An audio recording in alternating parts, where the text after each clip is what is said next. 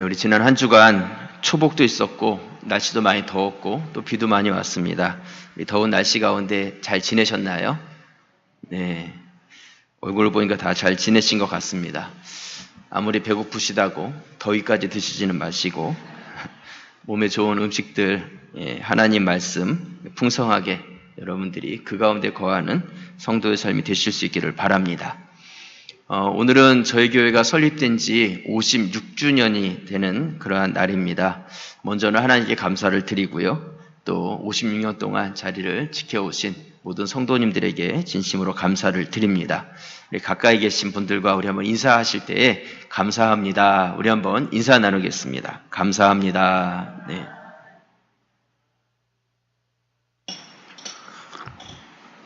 네. 오늘 오후에는요, 특별히 우리 교회를 세우신 그 하나님께 감사하는 마음으로 감사 찬양제가 준비되어 있습니다. 오후에 오시면 아시겠지만 전체적인 이렇게 테마가 국악으로 이렇게 흘러갑니다. 국악으로. 그래서 우리가 하나님을 찬양하는 데 있어서 악기나 이런 도구가 중요한 건 아니겠지만 다양한 방법으로 하나님께 찬양을 드리게 될 것이고요. 이 국악이라는 개념 자체가 또 어떤 그런 경사, 기쁨 이런 내용들이 품어져 있기 때문에 하나님께 큰 영광의 시간이 될 것입니다. 특별히 우리 국내에서 최고 수준의 국악 찬양팀인 온비앙 팀이 저희 교회에 이제 오게 되고요. 연주회를 가지게 되는데 아마 다른 연주회와는 다르게 여러분들이 다른 곳에서 쉽게 들을 수 없는 그런 연주회가 될 것입니다. 기회를 놓치지 마시고 오시고 또 나만이 아니라 같이 또 여러분들을 초청해서 오시고 또 우리 교회학교 자녀들도 얼마든지 와서 같이 동참해도 좋습니다. 그래서 이 오후 찬양 예배 시간이 온 교회가 같이 기뻐할 수 있는 그런 시간이 될 수 있기를 바랍니다. 그래서 저희 교회에 카로스 찬양팀에서도 연주를 하게 되고요. 또 사물 놀이팀 열심히 연습을 하셨고 또 앙상블 팀에서도 연주회가 준비되어 있습니다. 그리고 마지막으로 우리 시온 찬양대에서 또 찬양을 준비해서 이제 드려지게 되는데 찬양과 함께 마지막으로 이 전라남도 민요인 농부가를 이제 부르게 됩니다. 이 농부가라는 이 노래는 농부들이 봄에 모를 심으면서 불렀던 그런 노래입니다. 농부가 울며 씨를 뿌릴 때에 기쁨으로 그 단을 거둘 수 있는 것처럼 교회 가운데 하나님께서 씨를 뿌리게 하시고 또 지금까지 그 열매를 하나님께서 거두게 하셨는데 또 하나님의 그 은혜와 사랑을 기대하면서 부르는 그 노래가 농부가로 드려지게 되니까 여러분들이 뭐 찬양도 아니고 이런 거 부르나 이렇게 생각하지 마시고 우리가 다 같이 한 마음으로 기쁨으로 동참할 수 있는 그런 시간이 될 수 있기를 부탁을 드립니다. 그리고 어제부터 우리 여름 사역이 시작이 됐고요. 온 교회 성도들이 릴레이로 지금 금식하면서 이 사역에 동참하고 있습니다. 그래서 어저께 영화부하고 유치부 성경학교가 시작됐는데 제가 결혼식 때문에 점심시간에 있지는 못했는데요. 봉사하신 권사님들이나 이런 분들이 아이들이 많이 오고 또 교사들 부모님들까지 해서 점심 먹는데 식당이 꽉 차가지고 그렇게 풍성하게 식사를 했습니다. 그러면서 되게 기뻐하면서 이야기를 하셨습니다. 그래서 봉사하시는 분들도 굉장히 보람을 느끼시고 그러면서 제 안에서 이렇게 들었던 마음이 온 교회가 기도하고 있으니까 하나님께서 영혼을 보내주시고 은혜를 주시는구나 그런 것을 더욱더 느낄 수 있었습니다. 하나님께서 이러한 여름 사역을 통해서 한 부서 이러한 개념이 아니라 우리 모두가 다 같이 사역하고 우리가 같이 이 사역의 일꾼으로서 동참하는 분들이 되실 수 있기를 바랍니다. 기도하시든지 전도하시든지 아니 직접 가서 교사나 봉사를 하시든지 셋 중에 하나는 여러분들이 반드시 하실 수 있기를 부탁을 드립니다. 오늘 읽은 사무엘서 7장 말씀, 이 말씀을 오늘 설립주일 예배로 여러분들하고 나누려고 합니다. 그래서 계시록 말씀은 이달 안에 끝이 납니다. 그래서 다음 주부터 계속 또 보게 될 텐데 오늘은 사무엘상 말씀을 잠깐 보려고 합니다. 사무엘 이전에 엘리 제사장 시대 때에는 하나님의 말씀이 희귀하여 잘 들려지지 않는 그런 시대였습니다. 그리고 블레셋과의 전투가 끊이지 않았는데 전투에 나가서는 패하고 4,000명이나 죽는 그런 일도 있었습니다. 그래서 엘리의 아들들인 홈니와 비느하스가 제사장으로서 법궤를 가지고 나가면 우리가 이길 수 있다, 이렇게 생각을 하고 법궤를 끄집어내서 그 법궤를 들고 나갔다가 전쟁에서는 패하고 들고 나갔던 법궤는 빼앗기고 이런 일들이 있었다는 것이죠. 여러분, 그 법궤를 빼앗겼던 그 장소가 어딘지 아십니까? 사무엘상 5장 1절 말씀에 보시면요. 네, 우리 말씀을 한 목소리로 같이 읽겠습니다. 블레셋 사람들이 하나님의 궤를 빼앗아 가지고 에벤에셀에서부터 아스돗에 이르니라. 전투에서 블레셋 사람들이 승리를 하고 그 법궤를 빼앗아서 어디서요? 에벤에셀에서부터. 에벤에셀이 어디냐면 바로 전투를 했던 곳이죠. 이스라엘이 패했던 장소였어요. 거기서 블레셋 땅인 아스돗까지 그 법궤를 마치 전리품처럼 들고 갔다, 이렇게 말씀하고 있는 것이죠. 이처럼 하나님께서는 이스라엘을 돕지 않으셨습니다. 침묵하셨고 외면하셨고 하나님의 도움이 전혀 없었던 그런 시대였다는 것이죠. 전쟁에서는 패하고 법궤는 빼앗기게 되었을 때 이 소식을 그의 아버지며 제사장인 엘리가 듣게 되죠. 엘리는 90세가 넘었고 비둔했어요. 의자에 앉아 있는데 전쟁에서 패했대더라, 당신의 두 아들이 죽었대더라, 하나님의 법궤가 빼앗겼다더라, 이 이야기를 듣는 순간에 엘리가 놀라서 뒤로 넘어지면서 목뼈가 부러져서 죽게 됩니다. 그리고 엘리의 며느리 비느하스의 아내가 그때 임신 중이었는데 이 소식을 듣고 놀라서 배가 아파서 아기를 낳게 되죠. 아들을 낳고 이 며느리가 죽게 되는데 죽으면서 그 아이의 이름을 지어주는데 그 아이의 이름이 이가봇이다. 근데 이가봇이라는 뜻이 무엇이냐면 하나님의 영광이 떠났다, 이런 뜻이었어요. 사무엘상 4장 19절 말씀에 보시면요. 그의 며느리인 비느하스의 아내가 임신하여 해산할 때가 가까웠더니 하나님의 궤를 빼앗긴 것과 그의 시아버지와 남편이 죽은 소식을 듣고 갑자기 아파서 몸을 굽으려 해산하고 죽어갈 때에 곁에 서 있던 여인들이 그에게 이르되 두려워하지 말라, 내가 아들을 낳았도다 하되 그가 대답하지도 아니하며 관념하지도 아니하고 이르기를 영광이 이스라엘에서 떠났다 하고 아이 이름을 이가봇이라 하였으니 하나님의 궤가 빼앗겼고 그의 시아버지와 남편이 죽었기 때문이며. 22절 함께 읽겠습니다. 또 이르기를 하나님의 궤를 빼앗겼으므로 영광이 이스라엘에서 떠났다 하였더라. 하나님의 영광이 떠나버린 것이죠. 여러분, 이처럼 무섭고 두려운 말이 어디에 있겠습니까? 이것이 당시 이스라엘의 국가적 상황이었어요. 하나님의 음성은 들려지지 않고 전쟁에 나가면 패하고 그리고 갖고 나갔던 법궤는 빼앗기고 거기다가 제사장은 뒤로 넘어져서 목이 부러져서 죽고 또한 제사장의 아들들은 법궤를 들고 나갔다가 거기서 죽고 며느리는 며느리대로 애를 낳다 죽고 얼마나 어렵고 힘든 이 국가적 위기의 상황이냐는 것이죠. 근데 오늘 이 사무엘상 이 7장 말씀은 이 국가적 위기와 이 암울했던 이스라엘 상황의 역전의 역사, 변화의 역사가 일어나는 장이 이 사무엘상 7장의 말씀입니다. 이런 상황 가운데서 블레셋 사람들이 법궤를 빼앗아 갔는데 그 법궤가 어디다 갖다 두냐면 다곤 신상이 있는 곳에다 갖다 둡니다. 근데 그 신상이 다 쓰러지고 목이 부러지고 손발이 잘라지고 이런 일들이 일어나게 되는 것이죠. 그러면서 블레셋 사람들이 생각할 때 우리가 도저히 이 법궤를 가지고 있을 수가 없겠다, 이렇게 생각을 하고, 그렇다면 정말 이 법궤를 이스라엘 땅으로 되돌려 보내는 그것이 하나님의 뜻이 맞다면 한번 새끼를 낳아서 젖을 먹이는 암소에게 뒤에 수레를 메고 그 수레 위에다가 이 법궤를 올려놔 보자. 그래가지고 새끼를 낳아서 젖을 먹이는 소 뒤에다가 수레를 달고 거기다 법궤를 올려놨는데 이 암소가 자기 새끼에게 젖을 먹여야 되는데 젖을 먹이지 않고 그 새끼를 뒤로 두고 엉엉 음매음매 울면서 어디로요? 이스라엘 땅으로 들어가는 것이죠. 베세메스라는 이스라엘 땅으로 올라가는 거예요. 그것이 하나님의 뜻이었다는 것이죠. 법궤가 다시 이스라엘 땅으로 되돌아오게 되는 것입니다.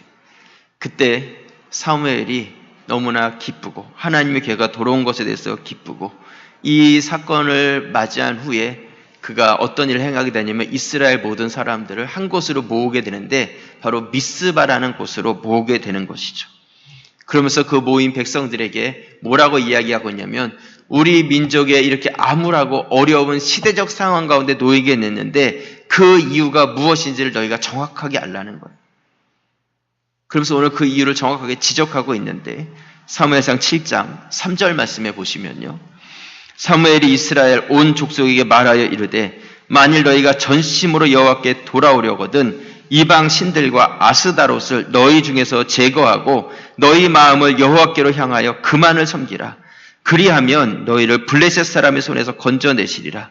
이에 이스라엘 자손이 바알과 아스다롯을 제거하고 여호와만 섬기니라. 사무엘이 이르되 온 이스라엘은 미스바로 모이라. 내가 너희를 위하여 여호와께 기도하리라 하며 6절 함께 읽겠습니다.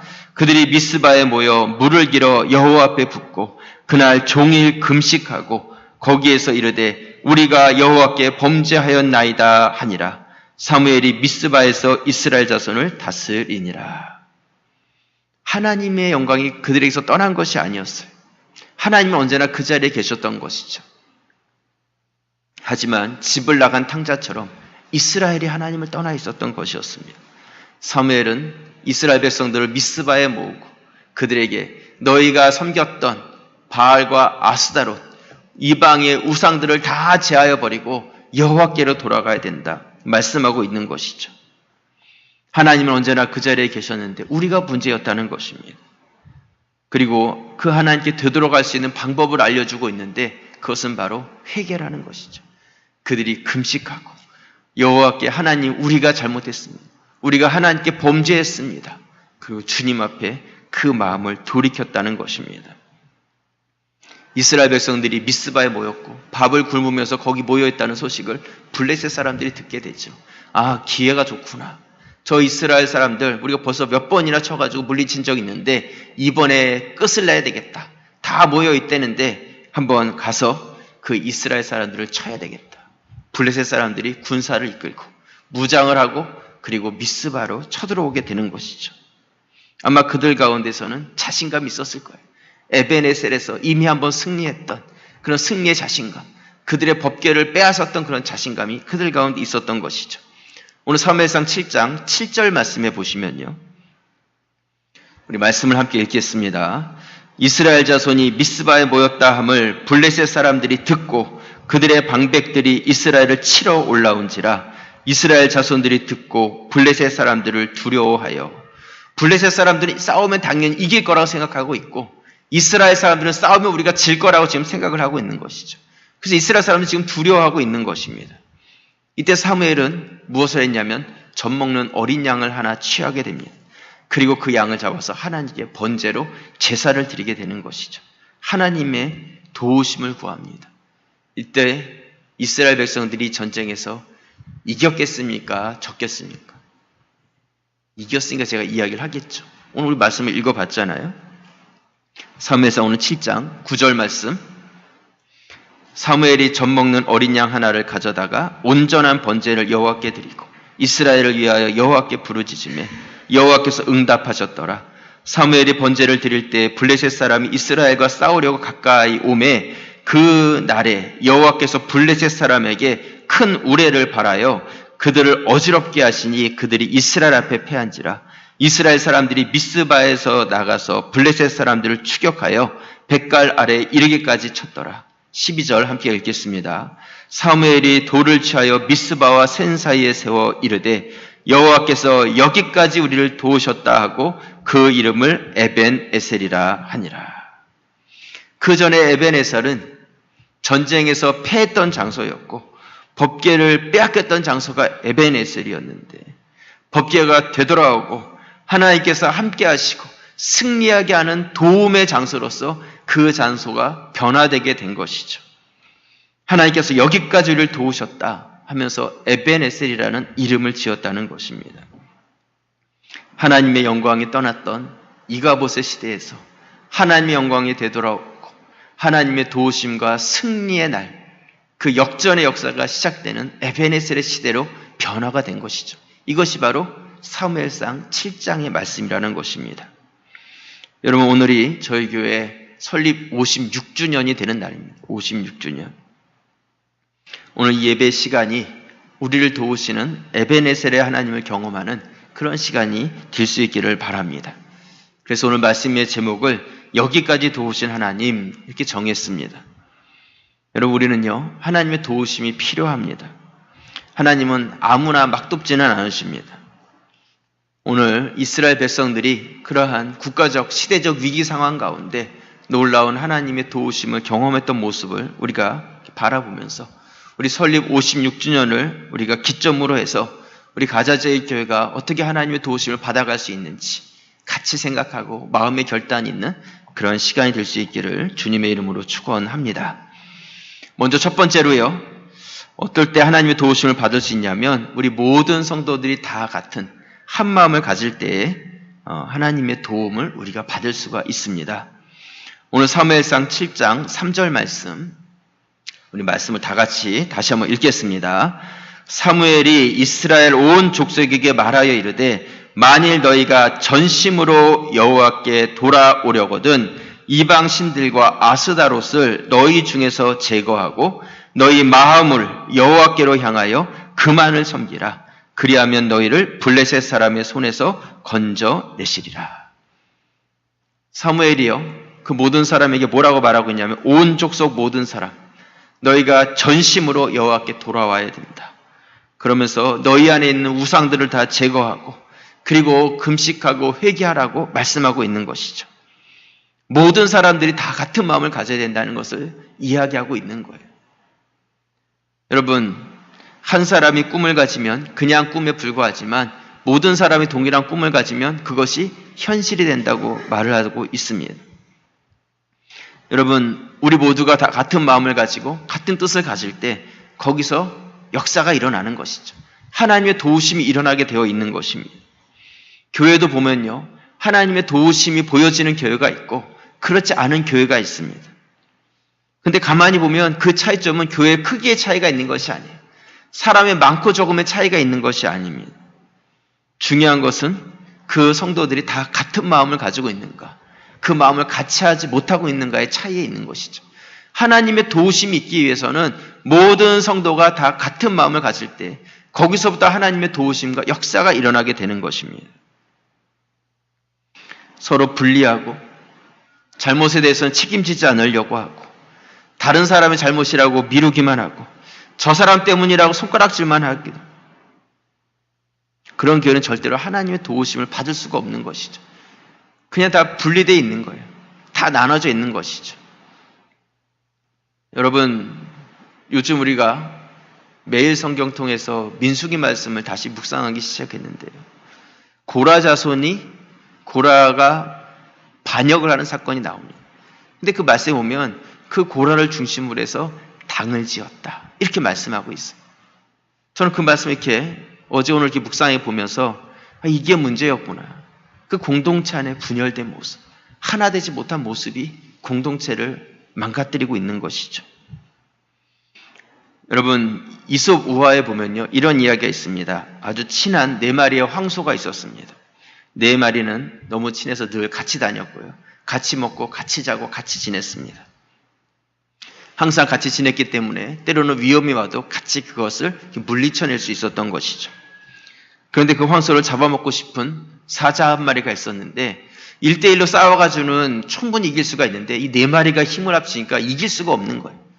그래서 구경만 하고 있다가 사자가 꾀를 내서 그 황소들이 모여있는데 한 마리한테 가서 이렇게 말을 합니다. 다른 애들이 네 흉 보더라, 한마디 한 거예요. 다른 애들이 네 흉 보더라. 그리고 또 다른 애한테 가서 또 이야기를 합니다. 다른 애들이 네 흉 보더라.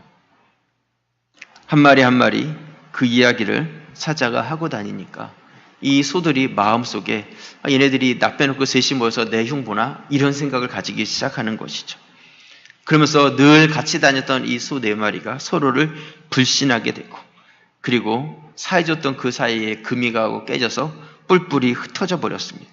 이때 사자는 힘없는 한 마리 한 마리 그 황소들을 하나씩 잡아먹었다는 그런 이야기입니다. 여러분, 교회 안에서 서로에 대해서 불신하고 미워하고 흉을 보고 하나가 되지 못한다면 그것은 나를 죽이는 겁니다. 나를 죽이는 거예요. 우리를 죽이는 거죠. 왜냐하면 우리는 한 몸이기 때문에 같은 운명 공동체예요. 여러분, 우리 몸을 한번 생각해 보시기 바랍니다. 심장도 있고 간도 있고 모든 장기들이 있는데 그 중에 하나 없다고 그것을 그냥 떼어버리면 되겠습니까? 심장 없으면 어떻게 되겠어요? 온몸이 다 죽는 거죠. 이스라엘 백성들은 미스바에 모여서 온 백성들이 모두가 금식하고 회개하면서 자기 자신이 잘못했다고 하나님께 다 한마음을 갖게 된 것이죠. 이들이 모였을 때 하나님, 나도 잘못한 건 있지만 나보다 제가 더 잘못했습니다. 내가 하루 금식해야 된다면 쟤는 한 일주일쯤 해야지 될 겁니다. 이렇게 말하지 않았다는 것이죠. 여러분, 저희 가자제일교회 설립주일이요, 어떻게 보면 참 감사하게도 여름 사역하고 그 주간이 이렇게 좀 맞물려 있습니다. 이번 여름 사역과 설립주일, 여러분들 이 시간 이렇게 지내가면서 내가 수련해 왔다, 이런 마음을 좀 가지셨으면 좋겠습니다. 그래서 영적인 회복이 각각에게 있는 시간이 될 수 있기를 바랍니다. 금식 기도에도 같이 동참하시고요. 그러므로 인해서 온 교회 모든 성도들이 다 같은 마음을 갖고 에베네셀의 하나님, 우리를 도우시는 그 하나님을 경험하는 그런 우리 성도들이 되실 수 있기를 주님의 이름으로 부탁을 드립니다.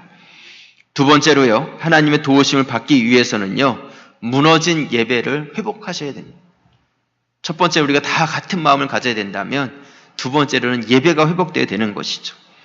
오늘 사무엘상 7장 9절 말씀에 보시면요, 사무엘이 젖 먹는 어린 양 하나를 가져다가 온전한 번제를 여호와께 드리고 이스라엘을 위하여 여호와께 부르짖음에 여호와께서 응답하셨더라. 10절 함께 읽겠습니다. 사무엘이 번제를 드릴 때에 블레셋 사람이 이스라엘과 싸우려고 가까이 오매 그날에 여호와께서 블레셋 사람에게 큰 우레를 발하여 그들을 어지럽게 하시니 그들이 이스라엘 앞에서 패한지라. 사무엘은요, 블레셋 공격을 앞두고 칼이나 창을 준비한 것이 아니라 어린 양을 준비하고 하나님께 번제를 드리기 시작했습니다. 그렇게 번제를 드리고 있을 때 블레셋 군사가 가까이 이른 것이죠. 곧 전투가 일어날 그런 상황이었어요. 이제 이스라엘 백성들이 그 블레셋의 칼날 앞에서 죽을 수 있는 그런 위급한 상황이 되었을 때 하나님께서 싸우시기 시작하는 것이죠. 하나님께서는 큰 우레를 발하시고 그 블레셋 사람들을 어지럽게 하시고 대신 싸워서 그들을 물리쳐 주신 것을 볼 수가 있습니다. 이것이 하나님의 도우심이라는 것이죠. 하나님의 도우심. 어떻게 이런 일이 일어났습니까? 그들 가운데 있는 우상을 제하고 회개하고 하나님께 나와서 전심으로 그들이 제사를 드리기 시작했을 때 살아계신 하나님이 그들의 삶 가운데 경험되어지기 시작한 것이죠. 여러분, 한국교회가 참 어렵다고 이야기합니다. 교회만이 아니라 종교 모든 기관들이 다 어렵다고 이야기를 합니다. 작년에 불교계의 불신자들이 300만 명이 줄었다고 합니다. 젊은 사람들은 종교에 대해서 관심이 없습니다. 또 어제는 서울 광장에서 동성애자들이 모여서 퀴어 축제라는 걸 통해서 자신들의 그 잘못된 것을 많은 사람들한테 보이면서 그것이 정당한 것처럼 그렇게 드러내는 그런 일들도 있었습니다. 젊은 사람들이 교회를 떠나는 것에 대해서 오히려 쿨하게 여기고 있는 이런 시대가 되어가고 있습니다. 교회에 출석하다가 교회에 안 나가는 성도를 안 나간다는 말을 거꾸로 해서 가나안 성도라고 이야기하는데 교회를 떠난 가나안 성도가 100만 명이 지금 넘었다고 이야기하고요. 여러분들처럼 주일마다 지금 교회에 나와서 예배는 드리고 있지만 교회 안으로 들어오지 못하고 언젠가는 떠날 수 있는 잠정적인 가나안 성도가 또 100만 명이 지금 더 있다고 이야기를 하고 있습니다. 이런 상황 가운데 아이들은 점점 줄어들고 있고요. 출생하는 애들도 줄어들고 있고 교회는 점점 더 고령화되어 가고 있는 것이죠. 어떻게 하면 좋겠습니까? 어떻게 하면 좋겠어요?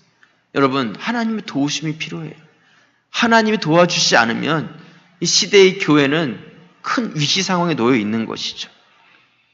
교회는 본질로 돌아가야 되는 것이죠. 예배가 회복되어야 됩니다. 말씀과 강단이 회복되어야 되고 찬양과 기도가 회복되어야 되고 여러분들이 이것을 위해서 깨어있고 기도해 주셔야 되는 것이죠. 저는 우리 가자제일교회가 이러한 교회가 시대적 위기 상황 가운데 놓여 있을 때에 이 상황 가운데서 하나님께서 사용하시는 귀한 샘플이 되는 그런 교회가 되기를 원합니다. 우리 교회가 선교적 교회가 되어야 됩니다. 선교적 교회가 되어야 됩니다.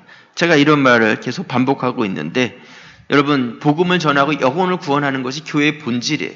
우리가 해야 될 다양한 사역들 중에 하나가 아니라 이건 교회의 본질이에요. 마땅히 해야 될 일이라는 것이죠. 아담이 죄를 짓고 타락한 이후에 하나님께서는 그 죄악 가운데 태어난 모든 인간들을 구원하실 구원의 계획을 세우십니다. 그래서 아들을 보내시고 십자가 달려 죽기까지 우리가 죽어야 될 그 죽음을 대신하게 하시고 누구든지 그를 믿는 자는 멸망치 않고 영원한 생명을 주시고자 하신 것이 하나님의 마음이죠. 그리고 예수 그리스도의 죽으심을 통해서 그의 피값으로 이 땅 가운데 교회를 세우시고 그 교회들 가운데 하나가 우리 가자제일교회고 이 땅에 세운 교회가 해야 될 일은 무엇이냐면 하나님의 뜻하신 마음인 영혼 구원의 일들을 우리가 해야 되는 것이죠. 하나님은 처음부터 끝까지 지금까지 한 번도 그 마음이 변하신 적이 없어요. 하나님 마음은 무엇이냐면 이 타락된 인간을 어떻게 하면 구원할 수 있을까에 대한 관심을 갖고 계세요. 구약시대부터 지금 이 교회 시대까지 이를 때까지 하나님의 유일한 관심은 죽어가는 영혼들에 대한 관심이에요. 어떻게 하면 그들을 구원해낼 수가 있는 관심이죠. 우리 교회가 해야 될 일이 거기에 있는 거예요. 이게 본질이라는 것이죠. 선교적 교회로 가야 될 이유가 거기에 있는 거예요. 윌리엄 캐리가 인도로 가겠습니다 이야기했을 때 한 나이 많은 목사님이 그랬대요. 이복의 젊은이, 하나님은 전능하시기 때문에 당신이 가지 않아도 하나님이 그 영혼들을 구원시킬 수 있어. 이렇게 이야기했다는 거예요. 그렇지 않아요. 우리가 가지 않으면 복음을 들을 수 없어요. 전하는 자가 없는데 어떻게 들을 수가 있겠어요? 여러분, 우리가 왜 전도 대상자의 이름을 적어놓고 왜 장기 결석자들의 이름을 적어놓고 그들을 위해서 왜 기도하고 왜 그들을 전도해야 되겠습니까? 하나님의 마음이에요.